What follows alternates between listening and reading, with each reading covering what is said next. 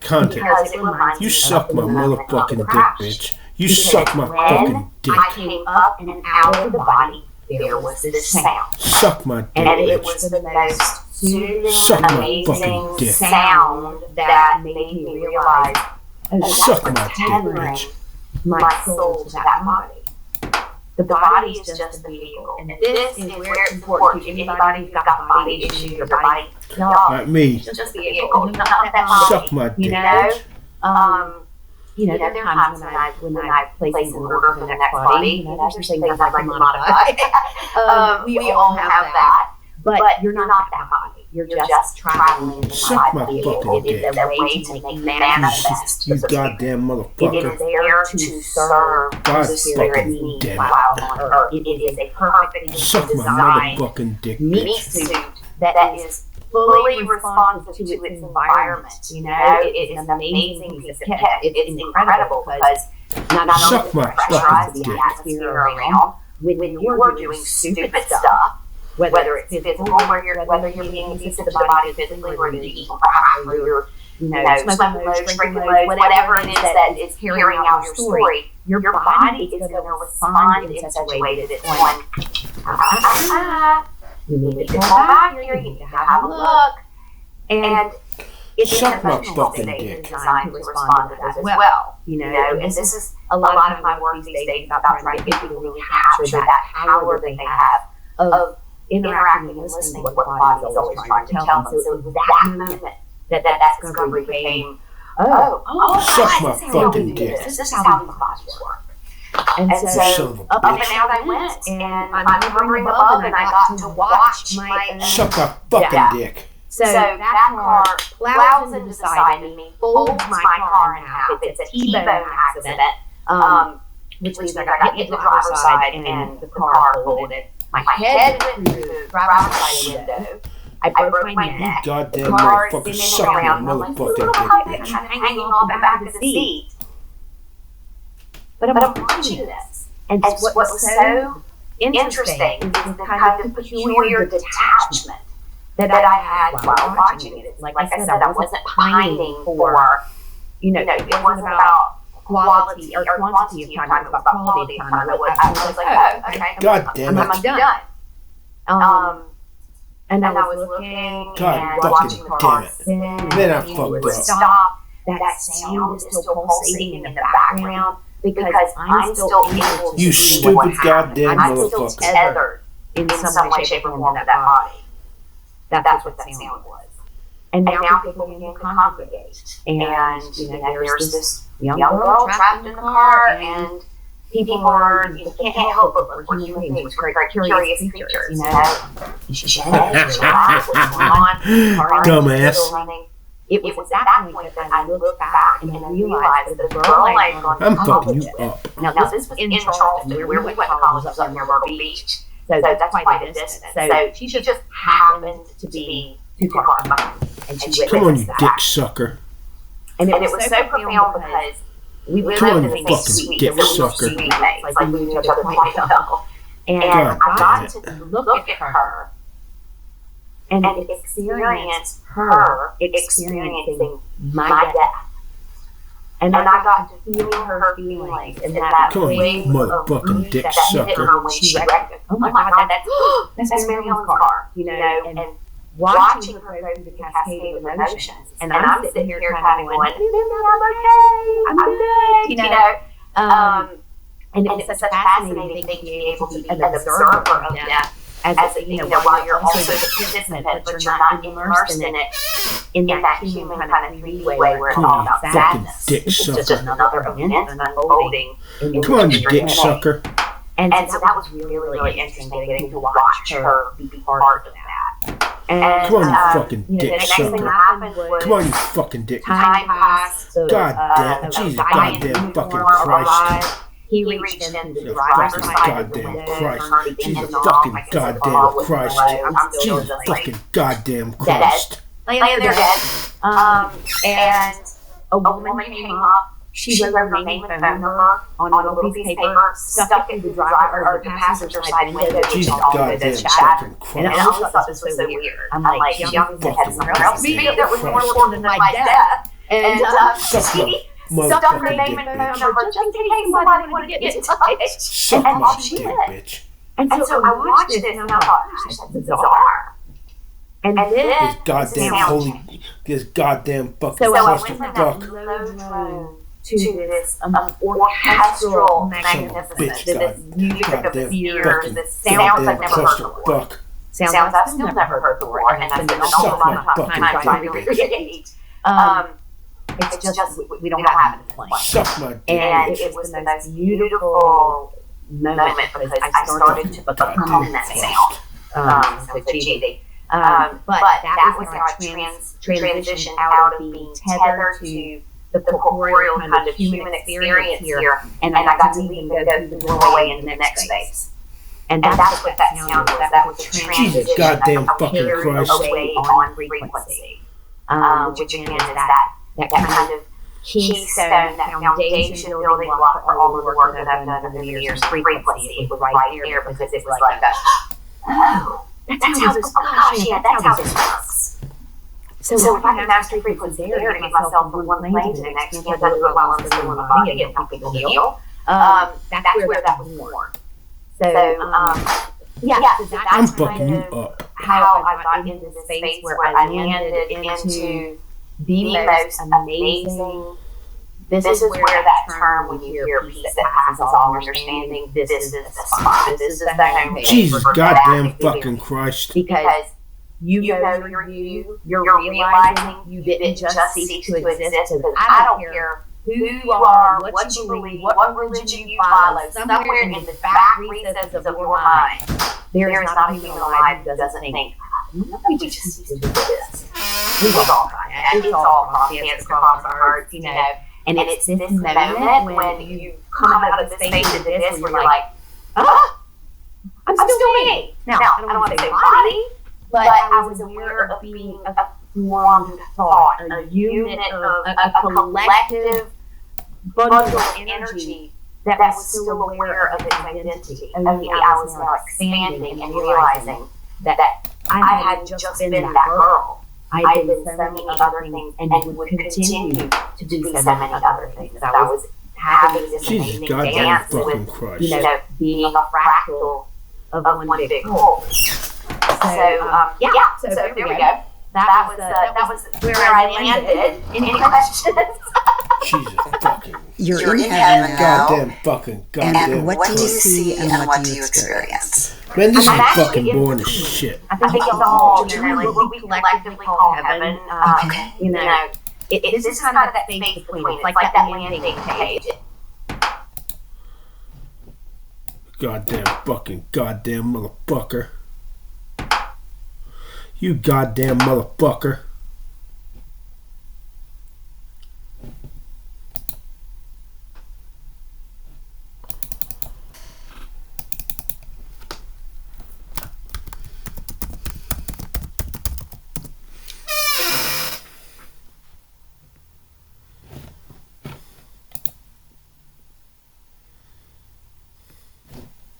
You goddamn motherfucker.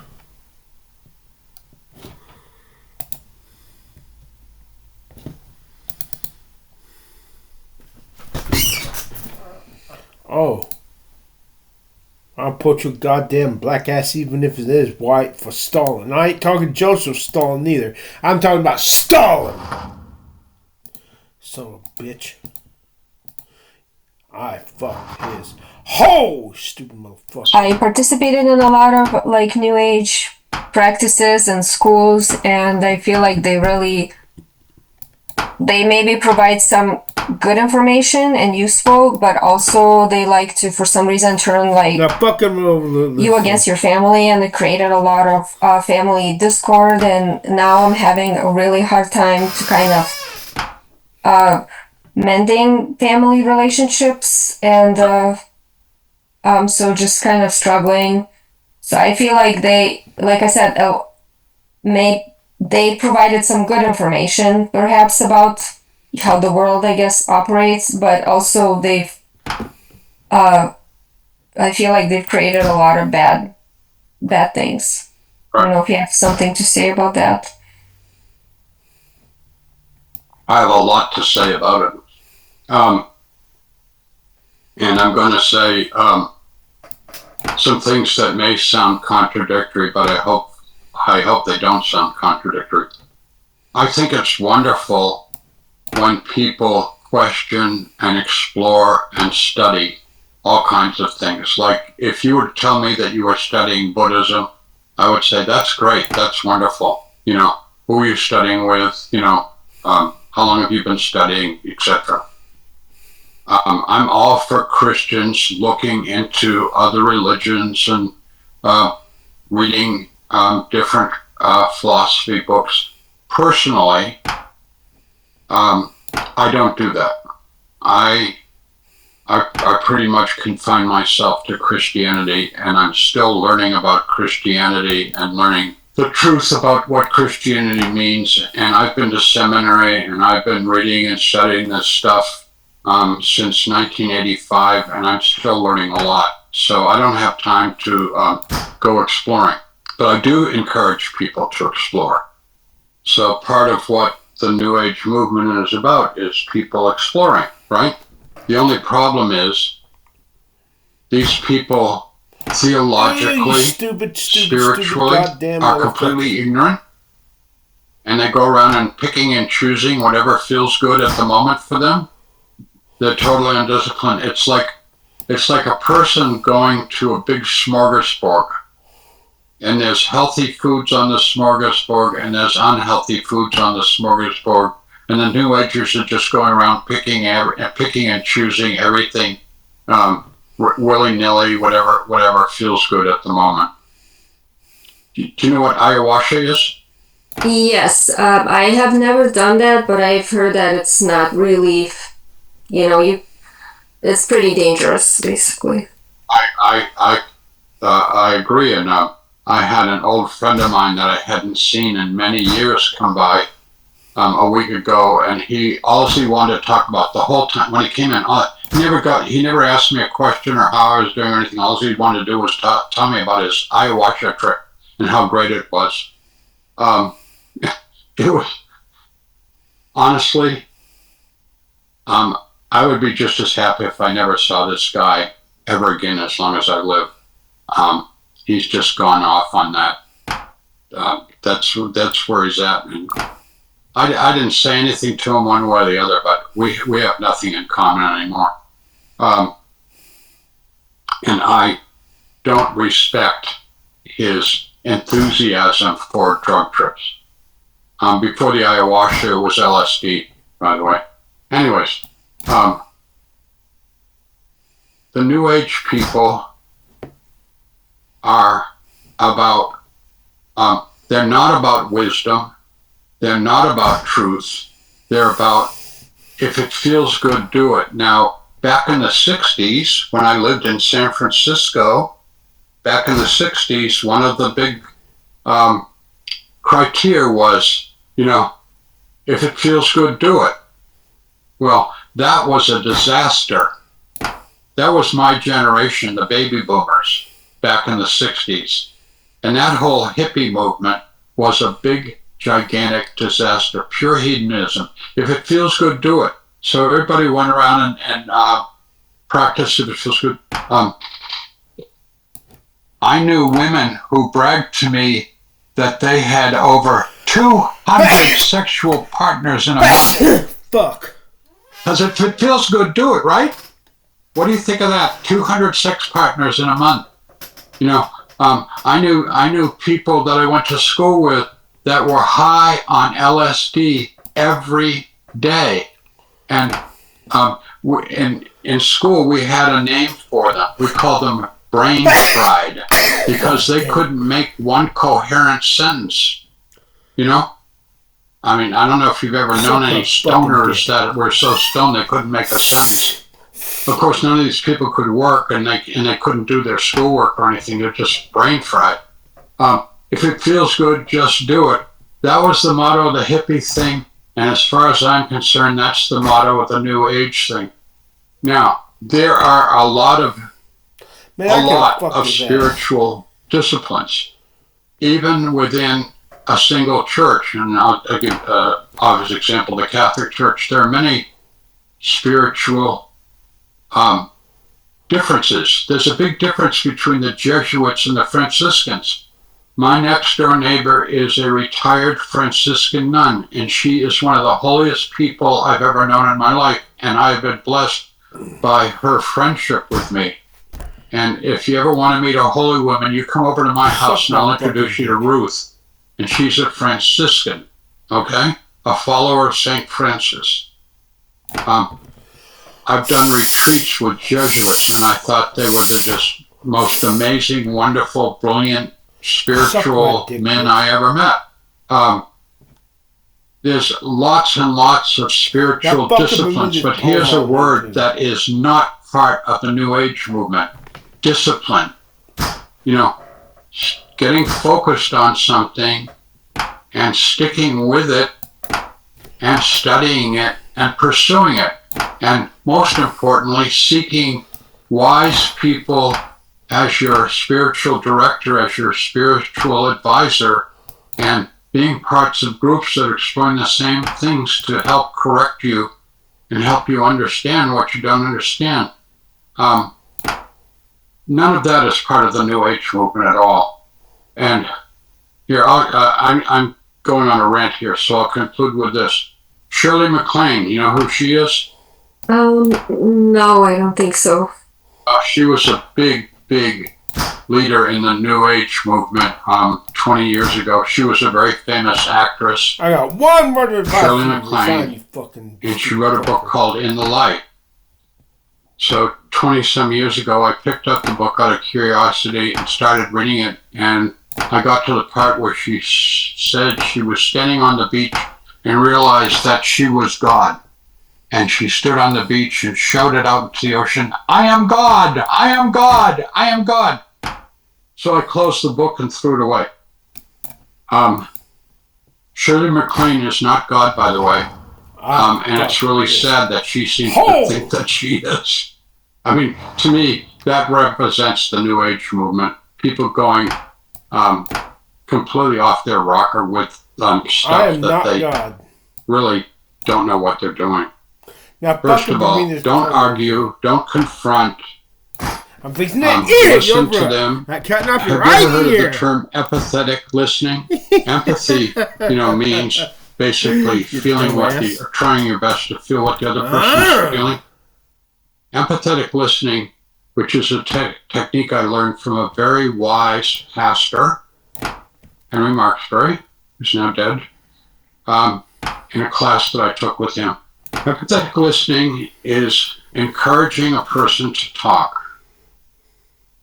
And as they're talking, doing your very best to empathetically hear and feel, emphasis on feel, what they're expressing. When they have finished whatever it is they wanted to communicate to you, state back to them what you heard without commentary. Like, let me give you an example.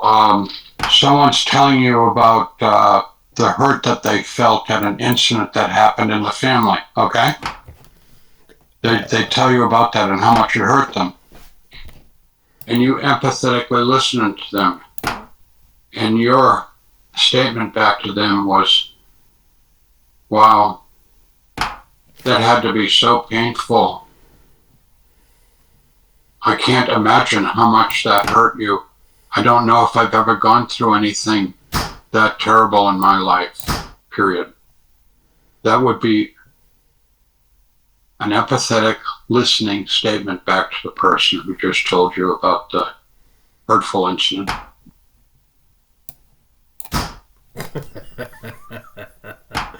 Dumbass bitch. Dumbass bitch.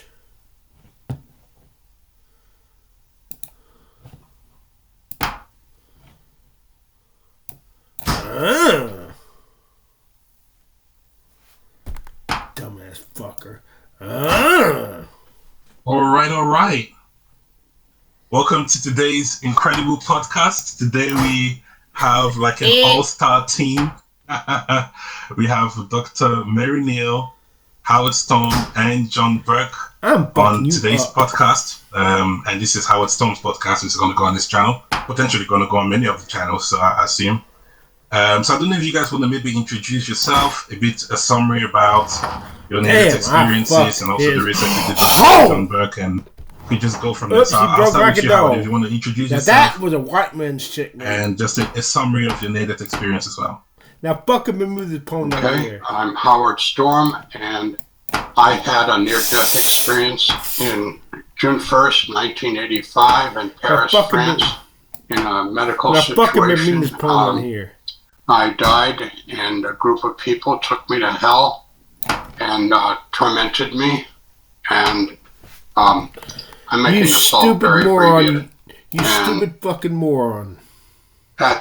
When they were done tormenting me and left me all torn up, I called upon Jesus to save me, and he came and took me out of there, took me up to an area outside of heaven, and called over a group of angels who gave me a life review.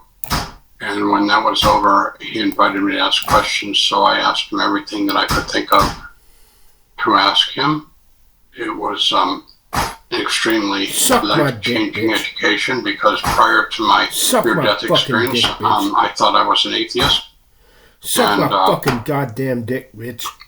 After I recovered my health, after all this stuff, after a number of months, I went back to the university. Suck my dick, bitch. And prior to going back to university, I started going to church, and I fell in love with the church and became very disillusioned with the university. So after a couple of years, I left my position as a full professor in the department at the university and went to seminary for 3 years. And while I was at seminary, I also pastored churches as a student pastor, and ultimately spent 30 years pastoring churches, and retired a few years ago. I now live with my wonderful wife in a retirement community in Cincinnati, Ohio. Suck my fucking Fabulous. dick. Thank you so much, Dr. Mary. Fucking shit. Okay. Suck my fucking dick. I will say Howard's is a very, very brief summary. I know his story, and that's pretty brief. So I'll try to keep it similarly brief, but my experience was very, very different than Howard's. I am a spine surgeon. Fucking dick. And I wouldn't have said at the time of my near-death experience that I'd been an atheist. But I was certainly a rationalist goddamn and materialist. I mean, I was a scientist for sure. And when I was kayaking in South America, I drowned. Suck my fucking dick. I was underwater for almost 30 minutes, and that's when I had my near-death experience. That similarly was radically life-changing. Suck my motherfucking dick, bitch. And it's not that I was a jerk and then became a different person, but nonetheless, it was a very profound change, because I was underwater. I drowned. I knew I was underwater too long to be alive. And like Howard and like many people, I turned to God. I asked that God's will be done, and that changed everything. And I also underwent a life review that, again, was very different than Howard's, but very profound. Suck my fucking dick. And was then taken out of my body and taken to a place that I would call heaven, and reunited with people who had known and loved me as long as I've existed. And I, like many people, I mean, I had no intention of coming back. I had this overwhelming sense of being home. Goddamn dick. You know, being where I really belong, where we all really belong. Dick. And I mean, it was glorious beyond one's description. I mean, there aren't words to describe something that isn't of this world. I mean, it's a shift in time, dimension. Time doesn't really exist. And so I could be with these people but still be aware of my physical body in the kayak, and I could feel the weight and pressure of the water. I could feel the plastic of the boat. Once I left my body, I could see the people trying to get me, and then ultimately pulling my body to shore and doing CPR. Suck my motherfucking But I was watching that sort of in a very detached manner. I mean, I was looking at that going, oh, okay. I recognize that as my body and my life and everything about Earth. Dick, bitch. But despite having a great life, I mean, I had a great husband. I had 4 young children who I loved really more than anything, more than life itself. And I had a great job. I had no issues. I mean, I had everything in the world to come back for. But despite that, I was home. It was like I'd gone on this long journey to Earth, and now I was home, and I wasn't planning on coming back. But instead, I was given this very remarkable experience of experiencing beauty that is a beauty that moves my soul. It's color and flowers and the aromas of flowers and the things that speak very profoundly to me. And it was just another example of how God knows each one of us individually, like all the billions of us on the planet, individually, and loves each of us more than we can understand. And eventually I came to what I knew was the point of no return. Jesus fucking Christ. And was there for what felt like many, many hours or days, years, I don't know. Time fucking Christ. Didn't exist. Everything was in the present. Goddamn Christ. Similar to Howard, goddamn Christ. Had to just think of a question, and I had a complete understanding. I had a complete understanding, not necessarily the divine nature of the universe, but certainly the divine order. How it could really be possible. How does it work? How is it that there really is a God that is real and present and working in my life, working in your lives, working in the world? How is it when there are billions of us? How can all the ecosystems, all of, not just people, but all of the natural world be in such perfect balance? And I can't explain it to you now, but I can tell you that during that time, I had a complete understanding of how that all works and the absolute awesomeness in the true sense of that word, absolute awe at the perfection and delicacy of it all. And eventually I was told, like most people, that it wasn't my time, that I had more work to do on Earth. And I like to say, I mean, my kids always said, oh, that's when I got kicked out. And so then I was taken back to my body and reunited. But before that, I, of course, asked, well, why? Why can't I stay? Why do I have to go back? And I am a very analytical and concrete thinking sort of person. I don't have much creativity. And so I was basically given a to-do list of work yet to be done. And many people ask, well, it was just an impression. No. This was basically like a list. Suck my dick, bitch. Number 1, number 2, number 3. And certainly, I will tell you that everything on that list bitch.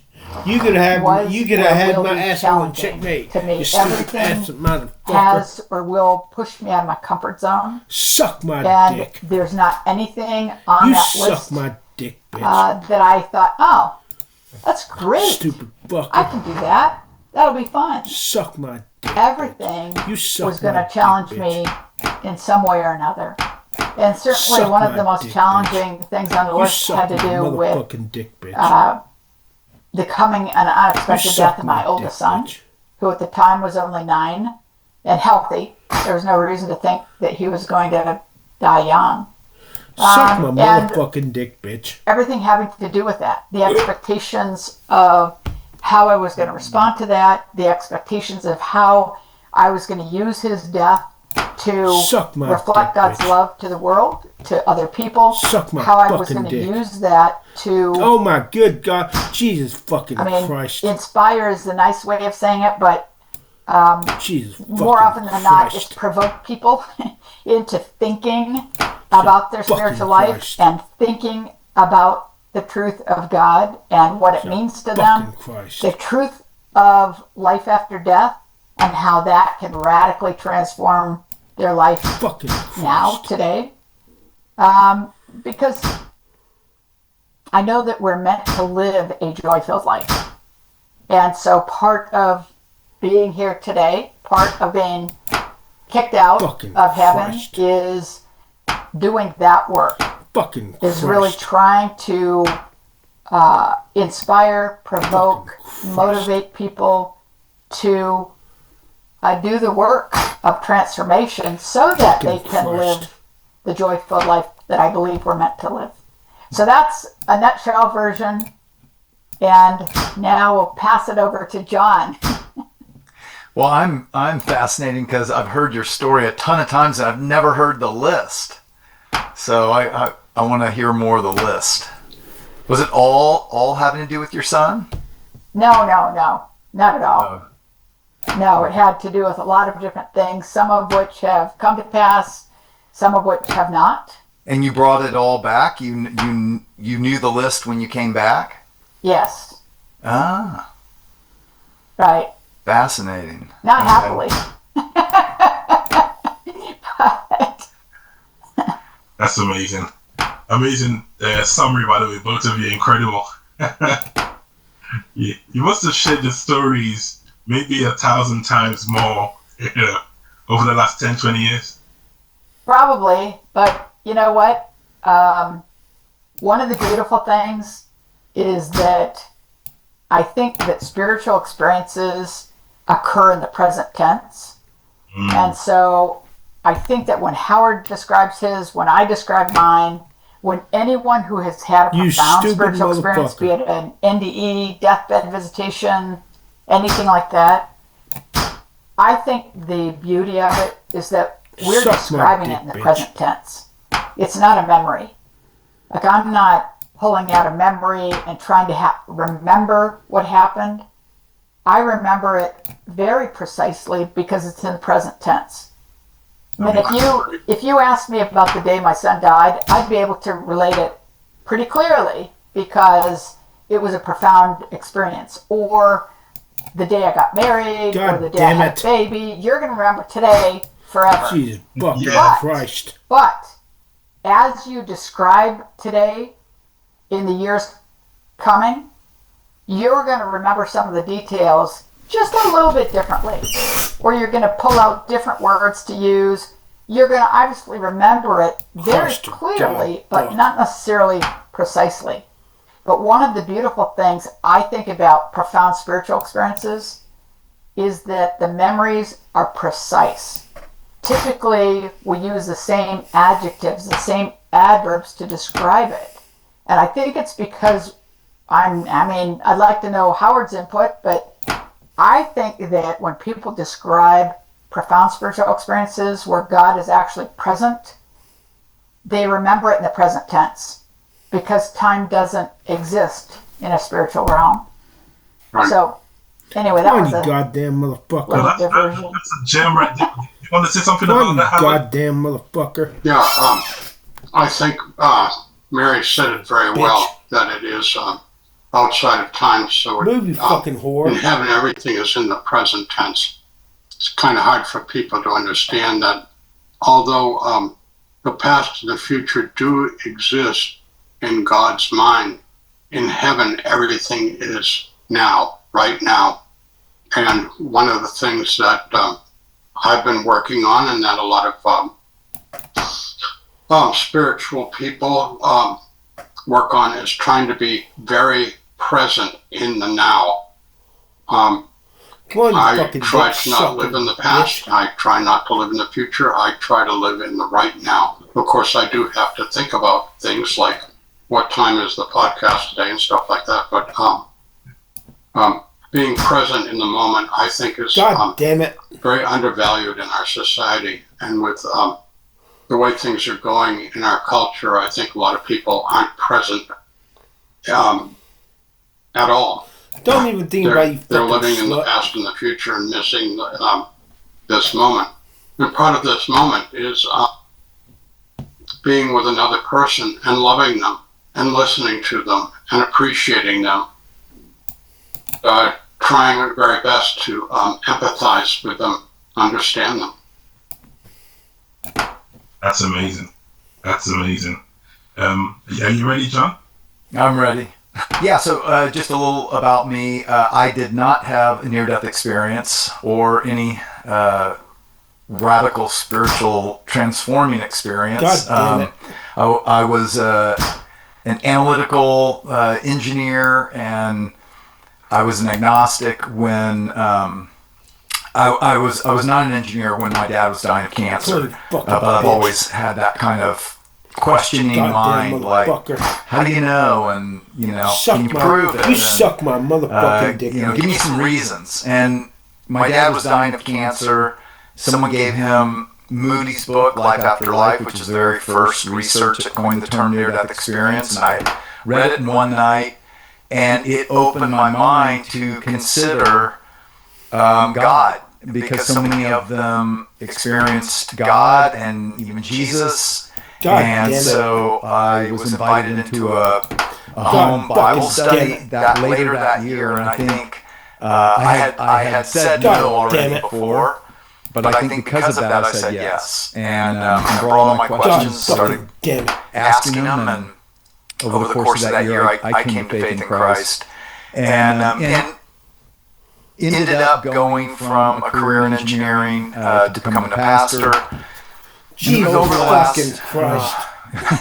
I keep saying 35 years. My wife said, you keep saying that for like a decade. It's been longer.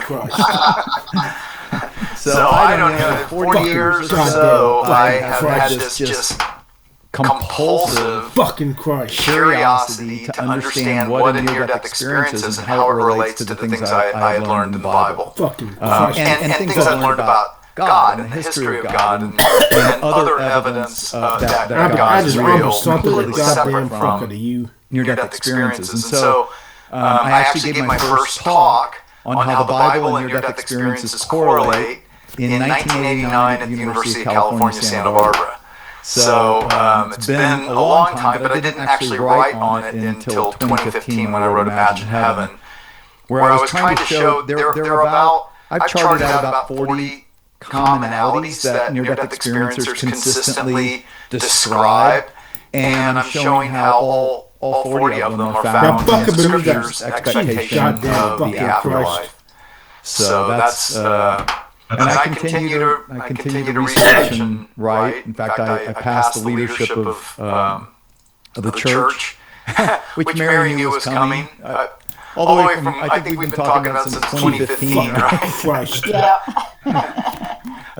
But I did, and my wife and I are full-time, really trying to bring to the global world the reality that I think God is raising up testimony of himself in every nation all over the world through these near-death experiences, kind of as a, I don't know if it's his Hail Mary or what.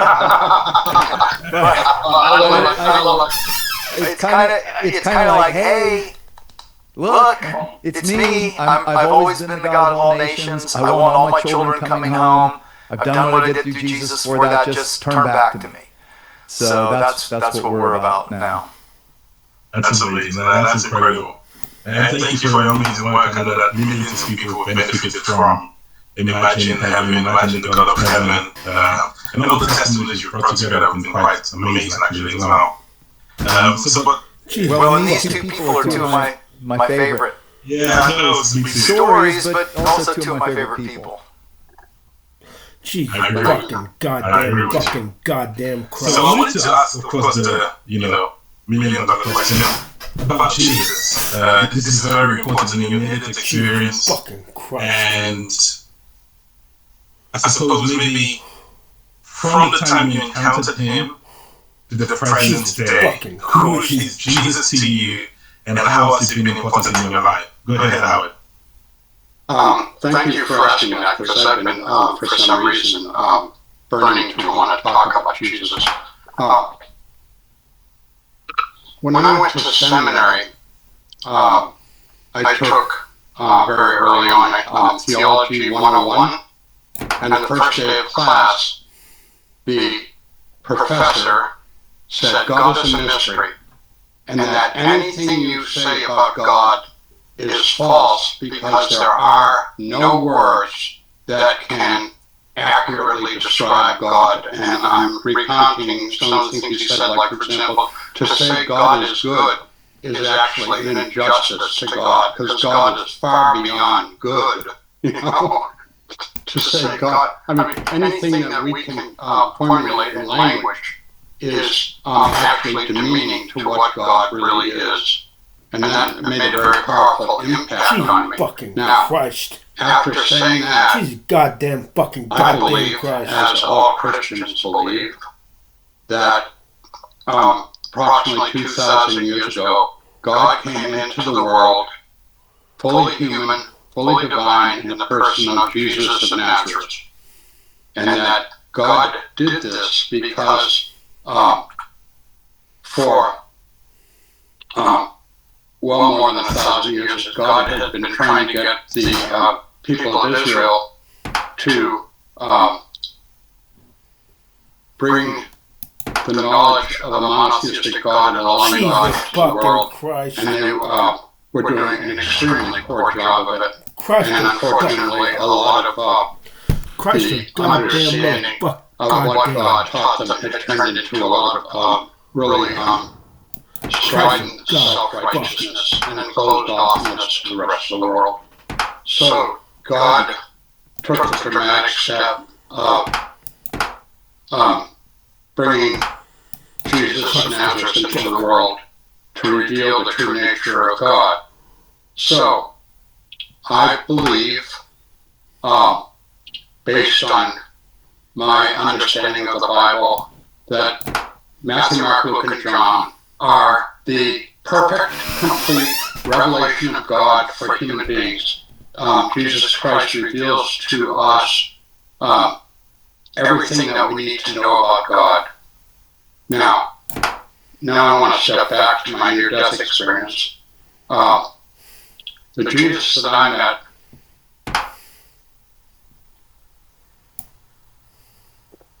was the most wonderful, kindest, friendliest person I've ever met in my life. And I don't mean this to be sacrilegious.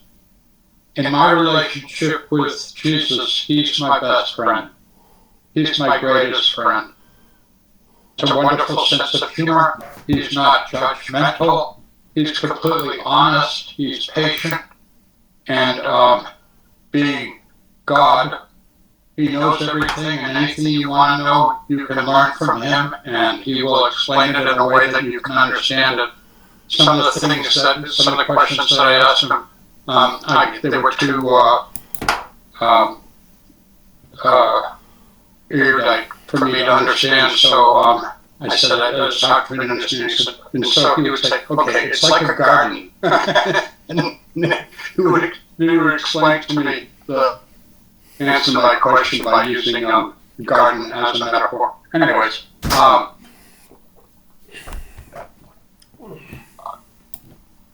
I said we cannot understand God because God is so much more than anything that we could possibly encapsulate in terms of language. But the man, Jesus, who was fully human and fully God, we can understand. And what he did in this world in his very short ministry of approximately 3 years was world-changing. And the whole point of all of this is that God created human beings And God gave human beings lots of gifts, like the ability to be rational and the ability to be creative. And one of the gifts that God gave humanity was free will. And we were given that gift in the Garden of Eden by eating the fruit from the tree of the knowledge of good and evil. And prior to that, we were innocent. We were gardeners in God's garden, and when we ate from the knowledge of good and evil, we could choose between good and evil. And so the history of humankind ever since the expulsion from the Garden of Eden is that we have very often chosen to rebel against God, to react against God, to do evil, even from the first moment when Adam and Eve went and hid from God.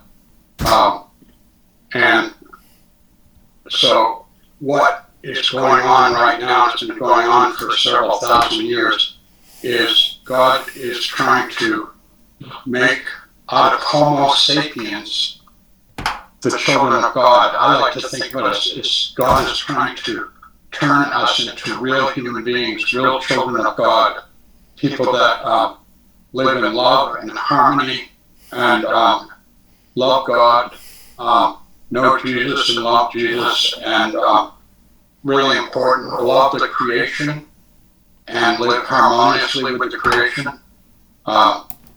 That's what's happening. That's the big plan, and it's called what we Christians pray theoretically every Sunday, if not way more often, in the Lord's Prayer. Thy kingdom come, thy will be done on earth as it is in heaven. We are trying to bring the kingdom of God into this world, and that's what God is working towards. That's where we're headed. And although it looks very discouraging and bleak sometimes, we're actually moving in that direction. And it's through the Christian faith that is coming about. Amen. That's amazing. Thank you for sharing that with us. Very compassionate. A lot of passion there. How about you, Dr. Marinio? What would you say? Oh man, it's hard to follow up after Howard. And that's an obviously very big question. And God damn it. We could talk for a couple of hours Jesus or more goddamn just fucking on that goddamn question. Christ. Jesus fucking but goddamn Christ. I'll just say, I'm gonna. We don't have time for the whole Jesus discussion. goddamn fucking Christ. But I do believe that Jesus was God incarnate. Fucking Christ. I think it's interesting that when people encounter a spiritual being in their near-death experiences, they always identify it as God or as Jesus.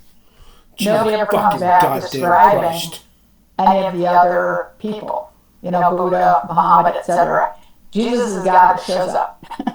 And Jesus showed up in mine, and I have to tell you, I was as surprised as anyone would be. I mean, I wasn't a bad person, but, we have this idea that we have to earn God's love, etc.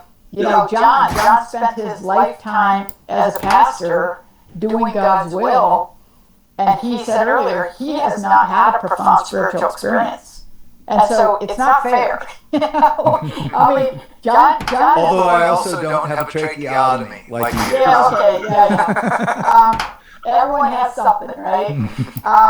But no, the thing I focus on when it comes to Jesus's existence, his ministry, his death, and his resurrection, is that I look at that as God keeping a promise. I mean, God expressing his love for us. For so long, for thousands of years, people struggled, and Howard brought up the Garden of Eden. I think God knew we were going to eat that apple. I mean, we were born with intellectual curiosity, and it was just a matter of when. Yeah. But regardless, we went through life, lots of struggles, and I think part of his sending Jesus to earth was to show us a different way of living. Because I do believe that what God wants for us is living in joy, living a life in which we know we are loved and which we can freely love other people. And Jesus came here, showed us how to live differently, and then, of course, was murdered, and the story didn't end. He was resurrected. And it was this promise-keeping. Life is not the end. We really do continue on afterward. And I think that very fact, forget everything else, the fact that life continues on should make people think. Because if there is life after death, then it sort of necessarily starts to down the path of wondering, well, okay, then why am I here today? What's the point of today? And I think that as you start wrestling with that question, it necessarily ends up with God. And it points to God, it points to love, it points to our purpose of being here, of sharing and reflecting that love to other people. Come on, you dick sucker. I think that it's very difficult to have a conversation about Jesus, Jesus incarnate, because as Howard started out saying, there's nothing that we can say about God that is understandable, because we don't have the language. I mean, language is one of my personal interests. I love language. I love the purpose of language and words to communicate. But in loving language, I also fully recognize the limitations of language. I can talk about what Jesus looked like to me, but it's nonsensical because time didn't exist and Jesus looked like everything. I do believe that we are creations, and I believe that we are created in God's image. Well, you look at the four of us on screen, and this screen could have 1,000 people or 1,000,000 people, and no two people look the same. So, of course, you can't actually pin down what Jesus looks like. I grew up in Michigan, so I grew up with the blonde-haired, blue-eyed Jesus. But that's just not credible for the actual human being Jesus. But Jesus in the spiritual realm, in my experience, was all those things, all at the same time. Every skin color, every hair color, every eye color, every personality, all of it balled up into one and experienced simultaneously. And so, God damn it. Going back, I mean, that's nonsensical, because we live here and we live in a sequential chronological world, but that's not the same. So we don't even have the words. So even though I look to the Gospels for much of the description of what Jesus did and said, I also fully recognize the limitation of language. Because, Jesus, for example, didn't use punctuation. He didn't even have commas and paragraphs and verses. And so the first person to even make a written record had their handprint on it. They interpreted by putting commas in different places. And so I think that I certainly look to what Jesus did. I look to what he said as guidance, for sure. But I also think that you have to look at sort of the underlying layers. I mean, what did Jesus' death and resurrection do? Well, it was a great example of God keeping his promises. God promises us that we are loved. God promises us that we are never alone. And on down the list, there are all these promises. And, the problem is it's really hard for us to believe it. And I think that, a big part of Jesus coming was trying to get us to believe, no, actually, God is who God says he is. Goddamn. And even, using him, I have to choose a pronoun. That's another problem with language. We can only try to describe things and try to explain things the best we can with English language. Even talking about love. I hate even using that word because it's really more appropriate to talk about aspects of love, like compassion, sympathy, empathy, understanding, all those other words, because all of those words are reflective of love at their core. And I don't know, I've sort of gotten off on a tangent, but... Well, I'll tell you, one thing Jesus said to you that gives me a lot of hope, you said, I haven't had any big spiritually transformative experiences, but I love it that Jesus quoted himself to you when you asked him, why don't you just give everybody this experience and then they'll all believe? Right. Yeah. He quoted what he said to Thomas, right? Right. Exactly. And there is power in doing the work to choose to believe. And it's trust. I can trust God's promises and God's presence because I have experienced it firsthand. And most people would say that they haven't had that experience. But I would contend that everyone has that experience. You just don't recognize it. Miracles do occur in every person's life, whether they acknowledge them, whether they recognize them, and most importantly, whether they remember them. God is present. And you can look back at your life, and if you keep a record or if you start writing things down, you can so clearly see God's presence. There is no coincidence. It's a statistical game at a certain point. You start to line up all the events that led to, something big, meeting your spouse or something like that. And at a certain point, if you look at the statistical odds of each event, you would come to realize that it would be impossible outside of divine guidance, divine intervention, whatever words and terms you want to use. But there's power.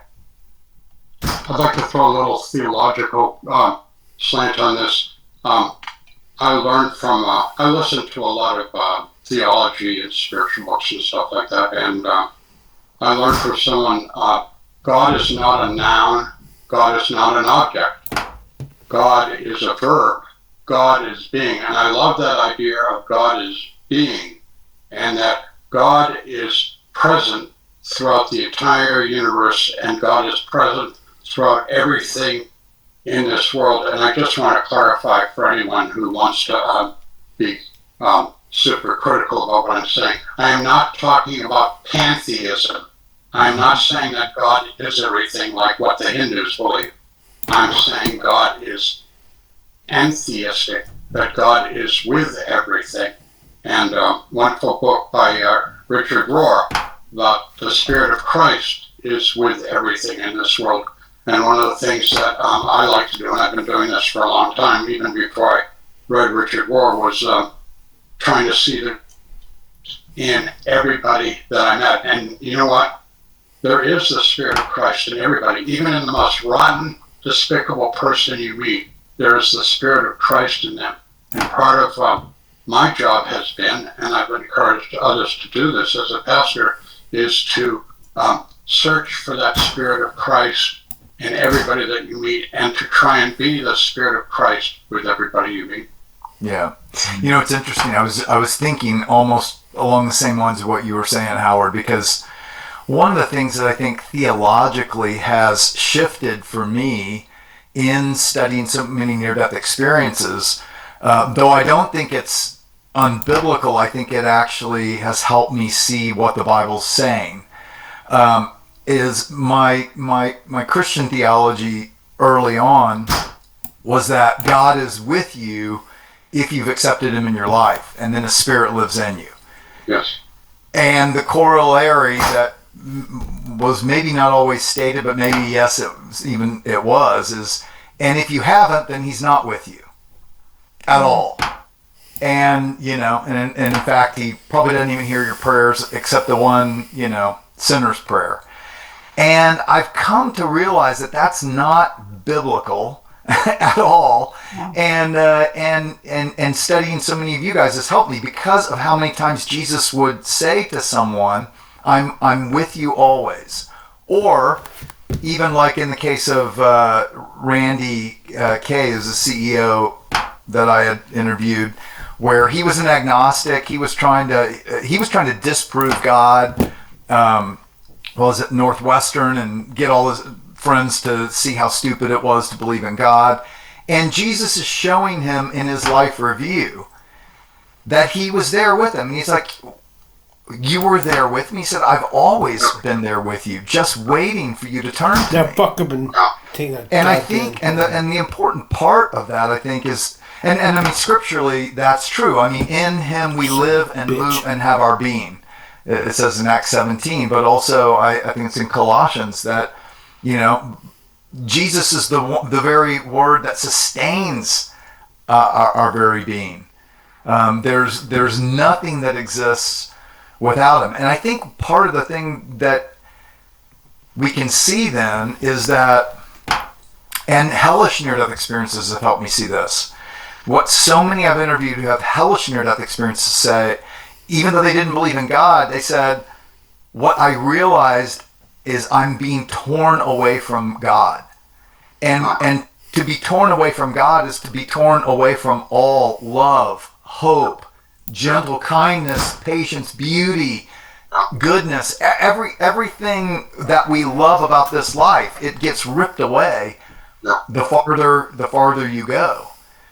And so what that means, and another near-death experiencer said, is that you don't realize how God is actually with you, sustaining you, but also blessing you. The things you enjoy are all gifts from God, and we just don't recognize it. Like he is with you, and he's enjoying you, even enjoying the gifts he's given you. But too many times, like it says in Romans 1, we didn't give him thanks. And then we just go our own way and our minds become darkened. Yeah, I totally agree with you. I absolutely reject the notion that God is only with the people who pray the right way, believe the right way, do the right things. Suck my fucking dick. God, we are God's, whether we acknowledge it or not. And I think that's what you're getting to, which is you can acknowledge God's presence in your life or not. That's free will. Wait, did you mean we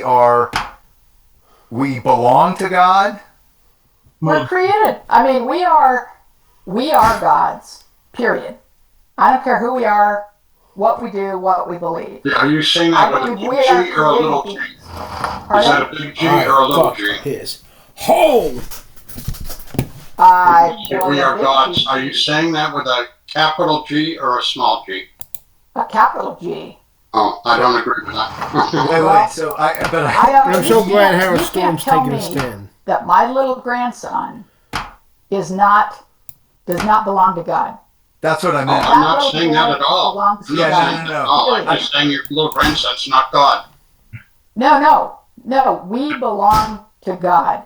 Yeah. That's what I was trying to clarify. No, and that's no. I think I'm saying the same thing you are, John, which is I believe every person on this planet belongs to God. Yes. Not that we are God. Like Right. Yeah. That whole idea. I mean, my son has my DNA, but he's never going to be me. Right. It's not possible. I'm never going to be God, even though, yes, I believe that I am created by God. I have my soul, my spirit, my essence, whatever you want to call it, that comes from God. And that is what makes me human. It makes me me. It makes me God's creation. And I believe that's true of every person on this planet, no matter who they are, no matter whether they acknowledge that or want to acknowledge, whether they want it to be true or not. Yeah. The fact of the matter is... Son of a bitch. I would like to tell a little story about the importance of God in your life. About a year ago, I had an aneurysm blow out and threw clots into my right leg, into the artery. Now, fuck him and went take to that the goddamn emergency to the hospital in great pain. And in the next week, I had 5 surgeries where they tried to clear out some of the clots. They were all failures. They told my wife several times during these 5 surgeries that I died a number of times, and they resuscitated me. I was in tremendous pain during this whole process, and ultimately they amputated my leg with my permission. The point that I wanted, that's the medical situation. The point that I want to make is that during that time, I knew that I had a choice. It was a simple binary choice. I could become angry and bitter and go into blaming God and, just all this negativity. And I knew that if I did that, I would be falling into a dark pit. The other choice that I had to make was to stay as close to God and Jesus as I possibly could, and knowing that with their help that I would survive and get through all of this. So I consciously, every minute that I was consciously awake, I was praying to God, I was believing in God, believing in Jesus, that I would survive all this, and in fact I did. And that's the difference that faith in God makes. It gives you the power to endure and to get through all the trials and tribulations of this world. Yeah, no, I agree with you, Howard, and that's, one of my issues is exactly that, which is that, people, I think, incorrectly believe that, God is not part of people's lives unless you choose to invite him in. But I think there's this nuanced difference that I believe God is present in every person's life, but the difference between an atheist or agnostic's life or just an apathetic person's life and mine is that I get to experience great joy even in the midst of struggle and sorrow and difficulties, whereas another person is going to experience those things and suffer and be depressed and all sorts of other things. Mm-hmm. And I think that's the choice we truly get to make. Yes. Well, I think there is and I've pondered this, what the difference is, but at the point of surrendering our lives to Christ or accepting him into us, trusting what he's done for us, he promises his Holy Spirit, who comes to live in us, in our spirit. So there's some differentiation that I still make anyway between God is with us, and in fact, God, I believe, is the life force that keeps all of it going. He is transcendent of his whole creation, but like Howard was also saying, he's also immanent. He's also always present in all things, which I think also, interestingly, people have said, well, the Bible says that no one has seen God. So how can these near-death experiencers claim that they've seen God? To which I reply, well, Jesus knew, saying that Isaiah they're seeing a manifestation of God. They're not seeing that God. Daniel had seen a form of God, which I think might have been the angel of the Lord, probably Jesus, pre-incarnate, and that even. But that what that means is that God is infinite, eternal, light, love. You can't corral infinity into anything we can see or understand. And I think that's even true on the other side. You guys can tell me if you think I'm wrong there, but like even those who see the Father on the throne are seeing a manifestation of God for the heavenly inhabitants, but that's still not the infinite, eternal. No, I agree. I think that speaks to us in a way we can understand. So Jesus is like the revelation for us on earth. Right. We can only understand what we can understand. Yeah. And I think about my near-death experience. I think about other people's death experiences. I do believe there is tremendous spiritual crossover. I think it's not like we live here and heaven's over here. We are within the midst of the spiritual realm, and there is crossover, but unless it's in a way that we can understand, then we miss it. And so in a near-death experience, the beauty that I saw and experienced, what that really was an expression of love, of making me feel known and valued and cherished. It had nothing to do with the physicality of it, but it was one expression because it's something that I would understand as love. And so I would agree with you. People who say they see God, I think they're seeing a manifestation that they will understand and that will change them. Yeah. So, but when you were underwater, you knew it was Jesus. Yeah. Can I build on that question, actually, because I was going to go there. I was going to say there's a similarity between Dr. Mary Neal's story and Howard's story, is that they were held by Christ. So when Dr. Mary Neal was underwater, she said she felt absolutely, correct me if I'm wrong, absolutely held by him and comforted by him, and also was assured that the kids were going to be fine and the husband was going to be fine. And also when Howard was in hell and cried out to Jesus and he saw the light coming with incredible speed towards him, he saw two hands coming out to pick him up from the darkness of hell, and he was held, and he said he was crying so hard on the shoulders of Jesus and also held by him. And I was going to ask the question, number one, what does it feel like to be held by him, comforted by him, and is that also available for everyone who's on earth right now, to be comforted by Christ? What it felt like was it felt like being held by this most wonderful, loving man. Although he was surrounded by white light, when he held me, I could feel his body, my arms around him, his arms around me. He felt like a very muscular, tall man. There's two things that are very subjective that I want to add. It's that one of the things that I knew almost immediately is that he liked me a lot. I never knew that about Jesus. Nobody ever told me that Jesus liked me a lot. And I'm going to say something outrageous. Jesus loves me more than anybody else in the whole world. That's true. I know that's an absurd statement, okay? No, but that's true. The way I feel. That's the way I feel. He loves me more than anybody could possibly love anything. So if you want to know what it feels like to be in the presence of Jesus, you feel you're the only one, the most precious thing in the whole universe to him. Now, I know he feels that way. He feels that way about Mary, feels that way about John, and he might feel that way about Addie. I don't know. Maybe.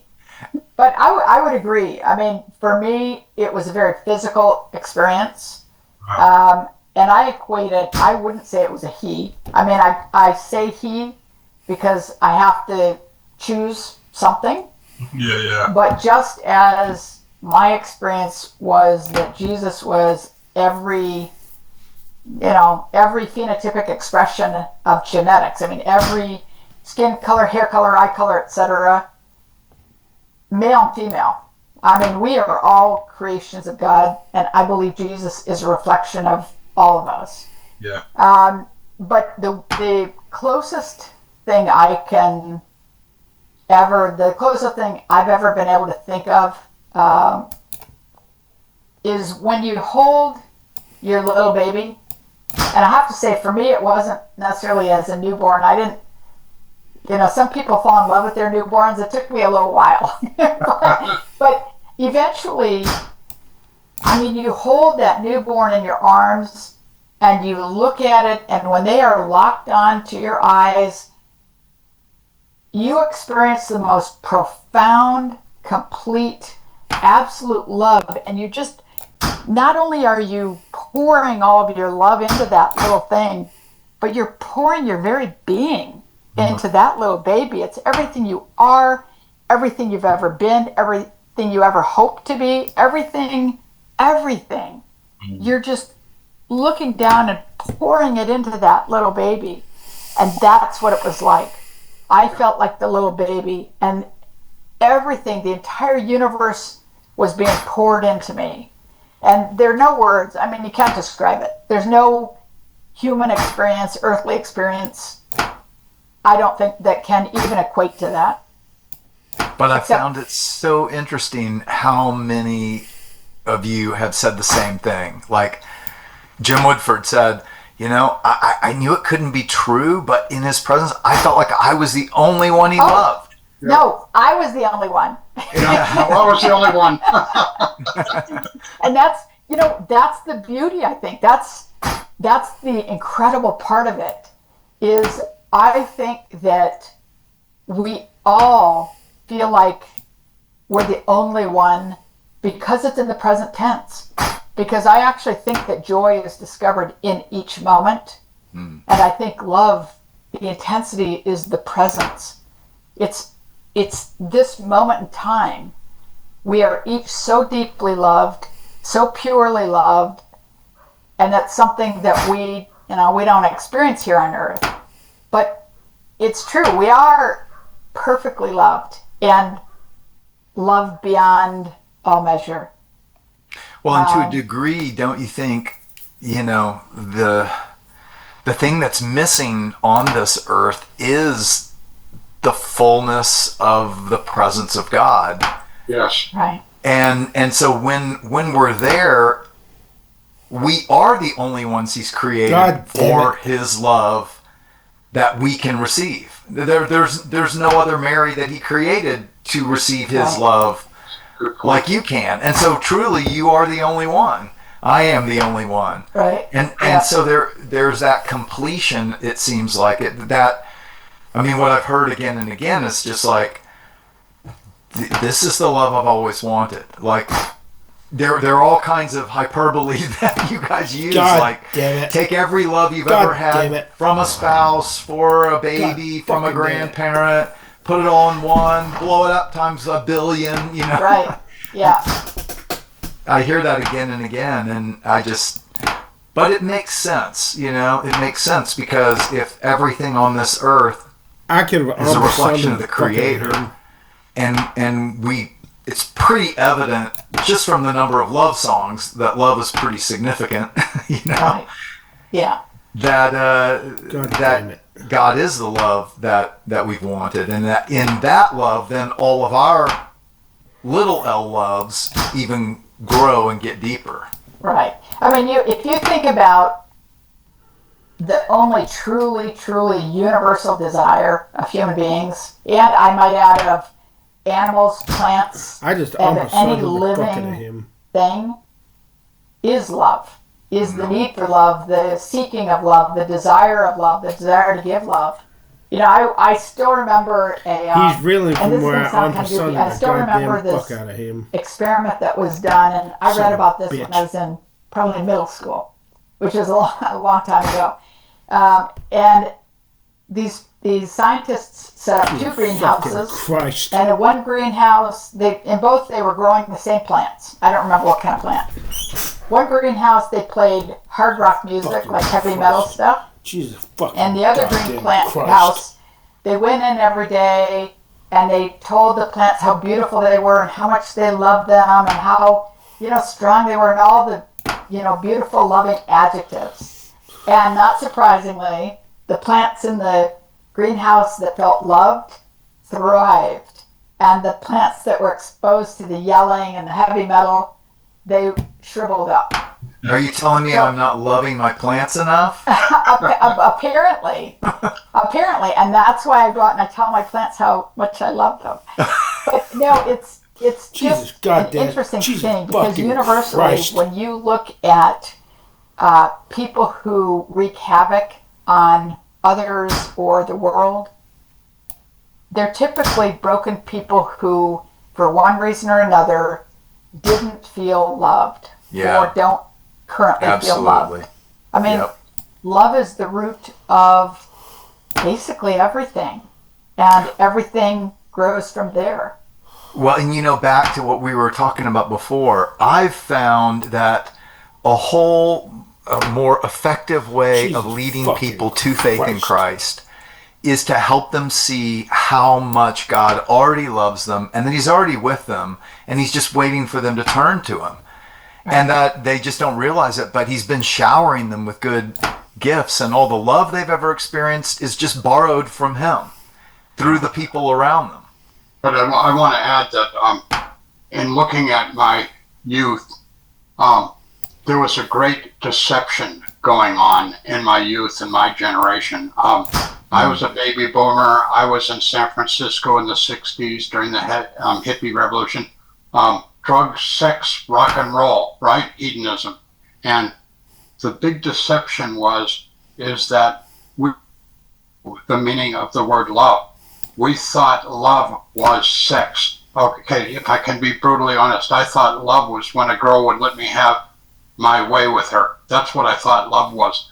And then there was also what my father loved more than anything else. He loved money. He loved money. That's all he loved was money. And some people love power.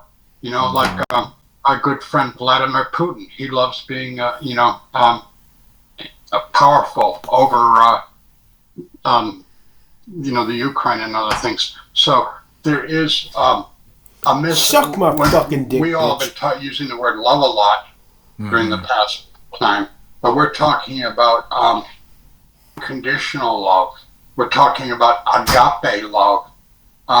We're not talking about sexual love. We're not talking about love of material things or love of controlling other people. So that's one of the difficult things about language.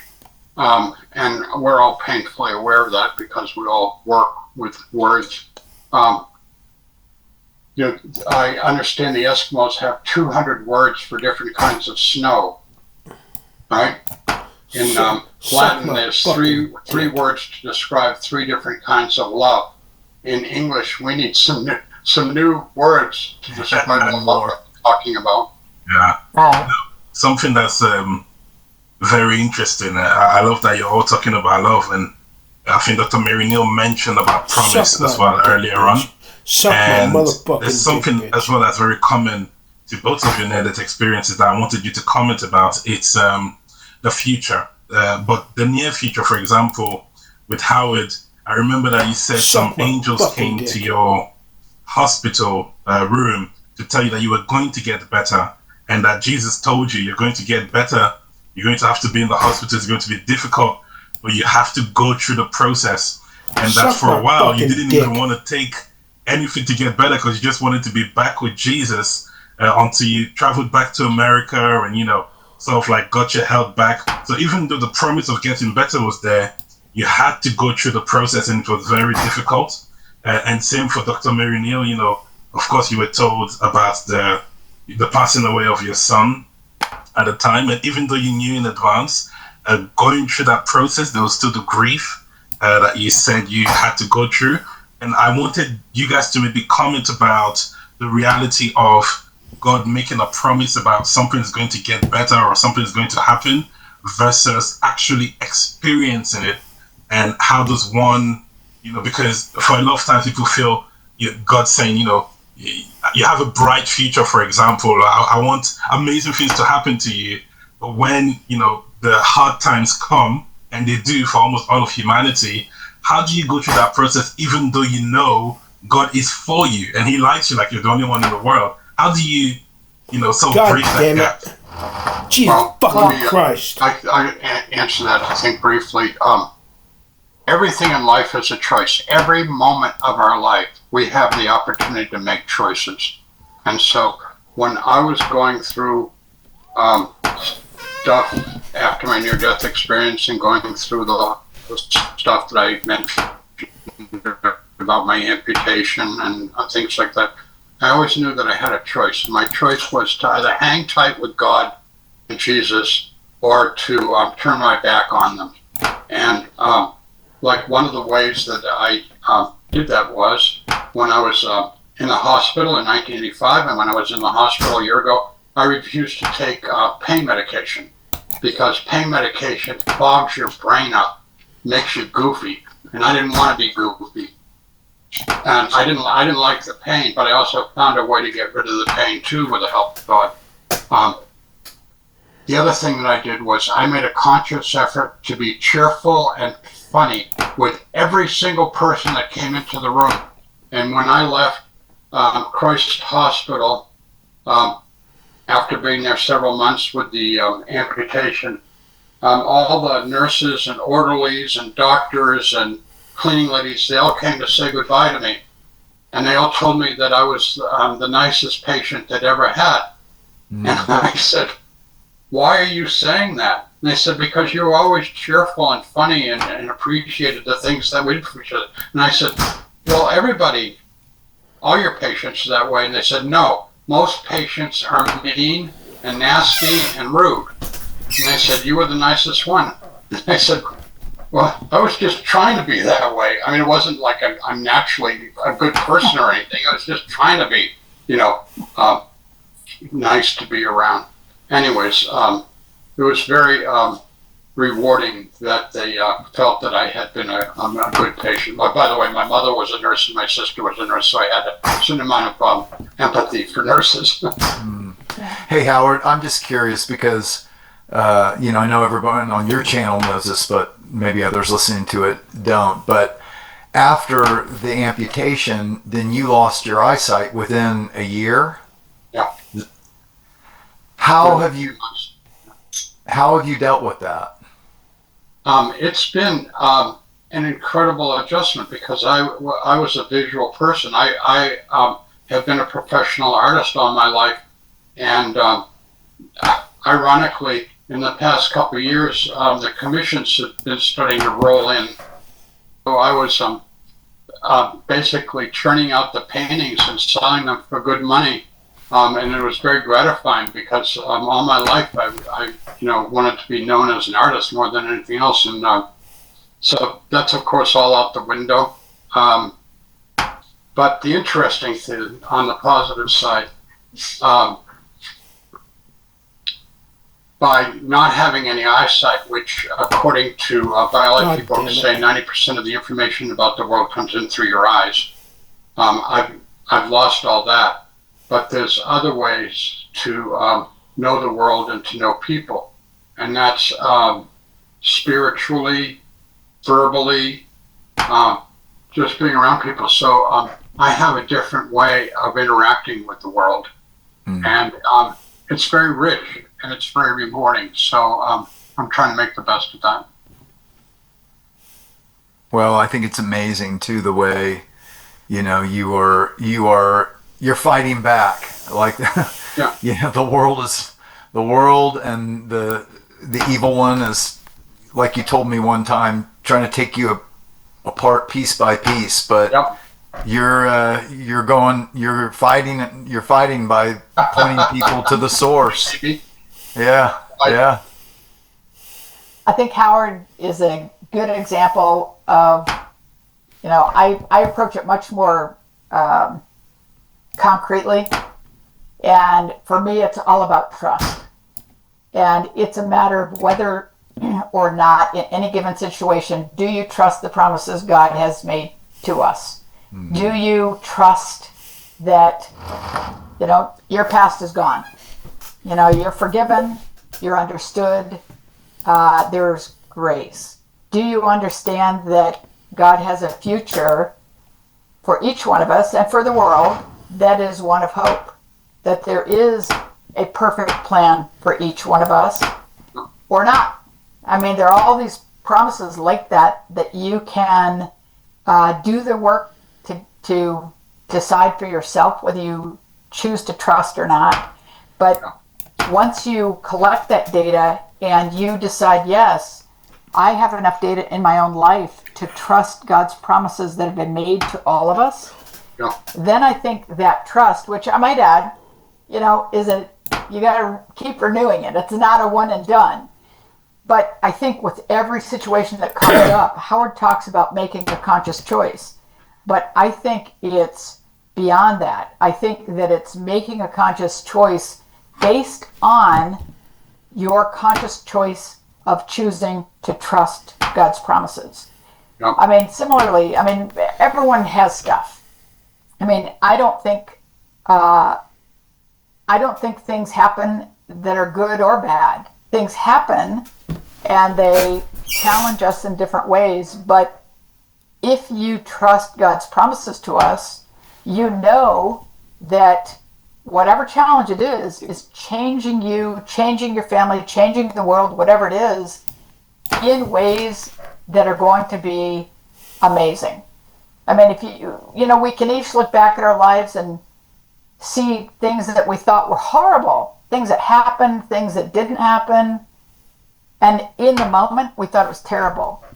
But retrospectively, we can look back and be so grateful for whatever it is that happened, because it sent us either on a different trajectory, or it meant we were available for something even greater that God had in mind for us. Jesus, God, I mean, with medical issues, similar to Howard, I mean, it's always a matter of choice. It's always a matter of choosing. I had this operation on my thyroid, and the guy injured the nerve to my vocal cords, and so I couldn't speak. Period. I couldn't speak. I couldn't even talk to my children on the phone. I mean, it was horrible. And I had all kinds of other associated medical issues with that. And I found that I was starting to go, oh my gosh, my life is ruined. Because, of course, I couldn't practice. I couldn't be a spine surgeon if I can't talk. I can't talk to patients. I couldn't do speaking. I couldn't do anything. And literally, I couldn't even talk to my children.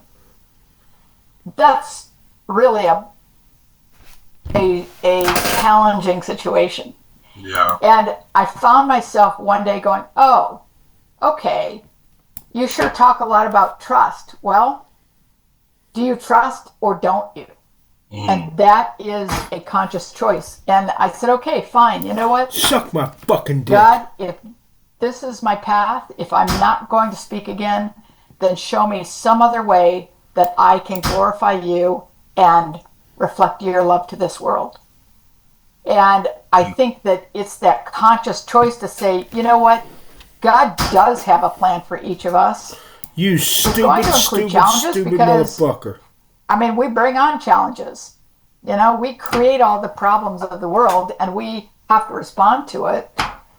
But we can make this conscious choice to trust that whatever it is either changing us, changing our families, changing the world.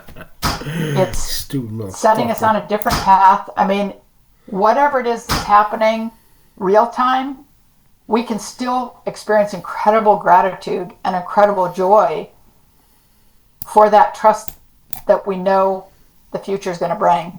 Yeah, I got a good idea. Maybe we should write on our dollar bills, we trust in God. Yeah, exactly. Sound like an idea? Right. John, I was good idea. John, I was going to ask you, from your research and study on the near-death experiences, especially talking about some of the foreknowledge, for example, they told Dr. Mary Neal what's going to happen. So she had to trust, even though that happened. The same with Howard Storm as well.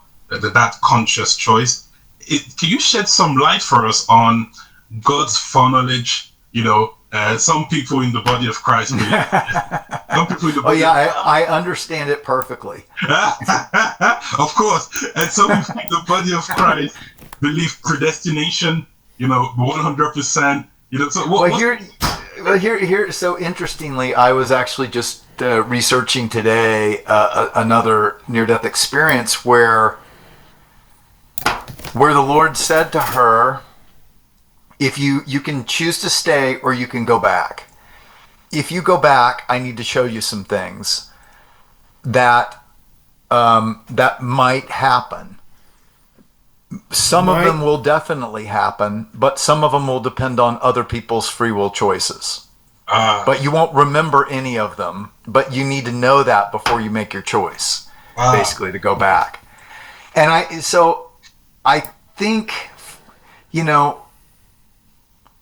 what I've written about is that anytime we try to say, well, we have free will, i.e. that means God can't be sovereign because he's then subjected to our will. And so therefore people will say, no, we don't really have a free will because God is sovereign. And I think the whole problem is that we're trying to talk about things in a time-bound perspective when in fact these things are revealed to us from outside of our time, one dimension of linear time. God damn it. So God, the way I try to describe it is we're in this one-dimensional linear time moving forward. You can never go back. But if on the other side you experience 2 dimensions of time, at each point on the timeline, there's another line going in this direction that you can stay on for all the time in the world at each moment of that time. And so even 2-dimensional time would feel like you've got all the time in the world, or there's no time as we feel it because nothing's ever rushed. But then if you had 3 dimensions of time, dumbass, you take our one-dimensional timeline and imagine it's like the equator of a globe, and then the second dimensions are the longitudinal lines that go up to the North Pole, and then the North Pole is that third dimensional moment in time. And from that moment in time, you would experience the beginning and the end of our time simultaneously, and all times in between. Dude, bro, you trying to lose? And so I think, when God says, "I'm the Alpha and the Omega, the beginning and the end," that's what we're talking about. And so he can sovereignly see every choice because he's at all points in time and above and beyond it all with a will of his own. So the trouble with us talking about it is both are true. And there are just as many verses in the Bible about God's sovereignty as there are about our free will. Yeah. And there's also, go ahead. You bring up predestiny. Predestiny is very different than having this ideal plan or God trying to make good of something we've done. Predestiny, I've never understood it, because if every single moment of every day of our life is pre-planned, what is the point? Well, what's the point of being here? Determinism. We're just puppets. Yeah, that would be useless. And that's determinism, and that's not in the Bible at all. No, not at all. Yeah. I love the water. Go ahead. Well, I was just going to say, but at the same time, God has a will, and his will acts in at least 3 dimensions of time on our